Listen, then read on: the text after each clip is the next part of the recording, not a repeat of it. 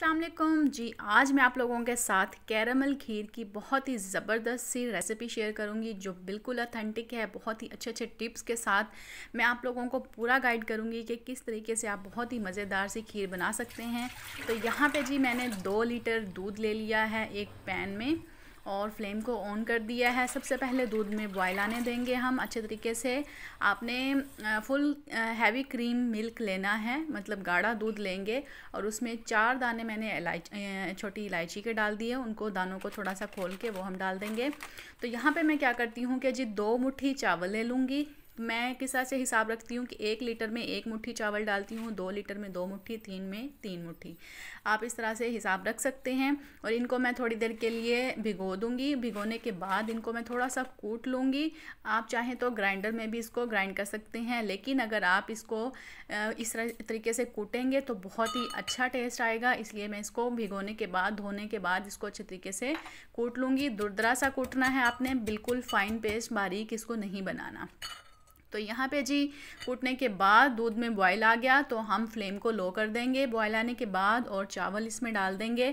चावल डालने के बाद 2 से 3 मिनट तक हम इसको चम्मच को मुसलसल हिलाते जाएंगे, क्योंकि चावल में स्टार्च होता है। स्टार्च होने की वजह से वो नीचे लग सकते हैं। 2-3 मिनट के लिए सिर्फ हम इसको अच्छे से मिक्स करेंगे, फिर इसको बिल्कुल लो फ्लेम पर हम पकने के लिए छोड़ देंगे 1 घंटे के लिए। तो जी 1 घंटा पकने के बाद इस तरह की सिचुएशन हो चुकी है। अभी आप इसमें देख सकते हैं कि चावल इसमें घुले नहीं। तो यहाँ पे मैं आपको बहुत ही अच्छी टिप बताऊंगी कि इसको चावल को घुलाने के लिए आप क्या करेंगे कि यहाँ पे आपने फ्लेम को हाई कर देना है। 1 घंटा पकने के बाद फ्लेम को आप फुल हाई कर देंगे और मुसलसल चम्मच चलाते रहेंगे। मुसलसल चम्मच चलाने के से क्या होगा कि चावल बहुत ही अच्छे तरीके से घुल जाएंगे। यहाँ पर आप हैंड ब्लेंडर का भी इस्तेमाल कर सकते हैं, लेकिन वही बात, ये देखें मैंने फ्लेम को हाई कर दिया कि वही बात अगर आप देसी टोटके इस्तेमाल करेंगे ना इसमें, तो बहुत ही अच्छा फ्लेवर निकल के आएगा। जो पहले ज़माने में आप खीर खाया करते थे ना अम्मियों के हाथों की, तो वो वाला इसमें फ्लेवर आएगा। तो इसलिए आर्टिफिशियल चीज़ों का बिल्कुल इस्तेमाल ना करें। इसको बिल्कुल देसी तरीके से आप बनाएंगे तो बहुत अच्छा इसका टेस्ट निकल के आएगा। ये देखें मुसलसल चम्मच चलाना है हाई फ्लेम पे, बिल्कुल भी एक सेकंड के लिए भी आपने नहीं छोड़ना, वरना खीर नीचे लग जाएगी और सारा का सारा टेस्ट ख़राब हो जाएगा। ये देखिए मैं मुसलसल इसको 10 से 15 मिनट चम्मच चलाऊँगी, क्योंकि चावल इसमें अच्छे तरीके से गल गए हैं। अगर आप मुसलसल इसमें चम्मच चलाएँगे हाई फ्लेम करके तो ये बिल्कुल अच्छे तरीके से मिक्स हो जाएंगे। बिल्कुल जो बाज़ार वाली घुली हुई मलाई की तरह जो खीर होती है आपकी, वो घर में तैयार होगी। और कैरामल इसमें तैयार करके हम डालेंगे तो जो बिल्कुल बाहर की खीर का टेस्ट आता है वो इसमें टेस्ट आएगा। तो कैरामल बनाने का तरीका भी मैं आपको बताती हूँ कि आप किस तरीके से बहुत ही अच्छा कैरामल बना सकते हैं बगैर लम्स के। तो ये देखें जी मुसलसल इसको चम्मच को चलाना है 15 से 20 मिनट। मुसलसल आपने खड़े होके इसको चम्मच को चलाते रहना है। तो आपको बिल्कुल भी कोई हैंड ब्लेंडर मिक्सर की ज़रूरत नहीं पड़ेगी, बहुत ही अच्छे से चावल इसमें मिक्स हो जाएंगे। तो यहाँ पर कैरामल की तैयारी करते हैं। यहाँ पर थोड़ा सा ऑयल डाला है, 4 टेबल स्पून उसमें शुगर ऐड कर दूँगी। मीडियम टू लो फ्लेम पर हमने शुगर को मेल्ट करना है। यहाँ पर आपने ख़ास ध्यान रखना है कि शुगर का कलर ज़्यादा ब्राउन नहीं करना, बिल्कुल लाइट सा कलर लेके आना है। अगर ज़्यादा ब्राउन आप कलर कर देंगे तो शुगर जल जाएगी और उससे फिर खीर में कड़वा सा टेस्ट आएगा। इसलिए यहाँ पे आपने बिल्कुल मीडियम टू लो फ्लेम रखना है। आपने ध्यान रखना है कि जैसे ही शुगर मेल्ट होगी आपने उसमें पानी ऐड करके कवर कर देना है, फ्लेम को ऑफ कर देना है।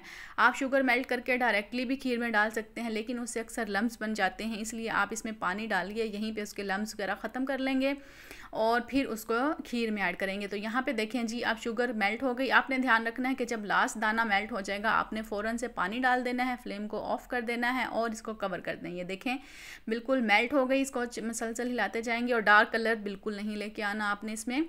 और यहाँ पे जी मैं पानी ऐड करके इसको कवर कर दूँगी। एकदम से आपको लगेगा कि जी सख्त सी लकड़ी सी बन गई है शुगर की, लेकिन आपने परेशान नहीं होना। आप थोड़ा थोड़ा इसको मिक्स करते जाएंगे आराम आराम से, तो ये बिल्कुल मेल्ट हो जाएगी। और एंड पे आप फ्लेम को थोड़ा सा ऑन कर देंगे, चूल्हा ऑन कर देंगे, तो जो भी छोटी मोटी गुठली वगैरह इसमें रह जाएगी वो भी मेल्ट हो जाएगी। तो मेल्ट हुई हुई फिर कैरामल आप डाल देंगे खीर में और इससे बहुत ही कमाल का टेस्ट आएगा खीर में, बहुत ज़बरदस्त किस्म का।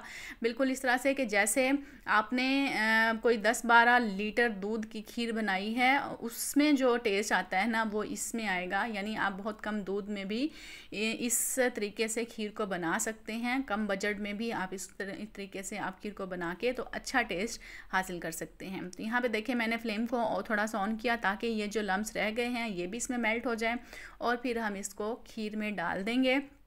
आपने सिर्फ फ्लेम हाई लो का ख्याल रखना होता है खाने पकाने में, उससे फिर आपके खाने का टेस्ट बहुत ही आला किस्म का निकलता है। कोई भी खाना अगर आप बना रहे हैं तो उसको अगर आप दिल से बनाएंगे तो खाना आपका बहुत ही ज़बरदस्त किस्म का बनेगा।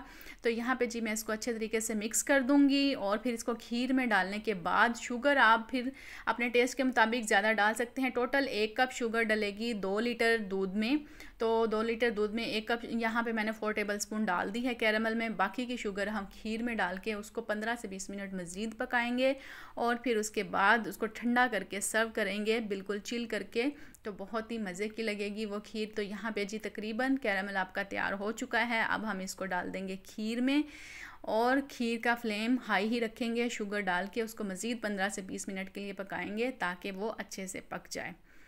तो यहाँ पे जी कैरेमल इसमें हम डाल देंगे। ये देख सकते हैं कि 15-20 मिनट पकने के बाद हाई फ्लेम पे तो चावल तकरीबन इसमें मिक्स हो चुके हैं, और अब इसमें कैरेमल डालेंगे तो इसमें अच्छा सा कलर आ जाएगा, और फिर मज़ीद इसको 10-15 मिनट हम पकाएंगे।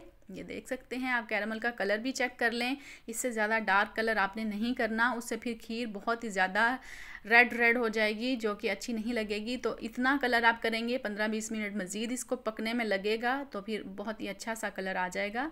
तो ये जी शुगर ऐड करके इसको 15-20 मिनट पका के हम इसको ठंडा करके फिर मिलते हैं आपके साथ।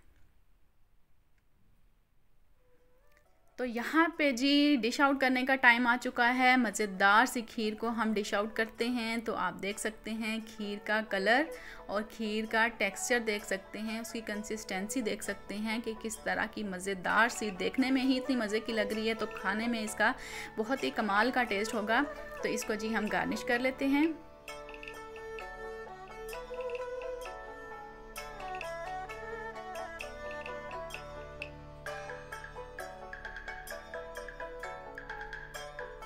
कोकोनट, बादाम और वालनट के साथ हम इसको गार्निश कर लेंगे।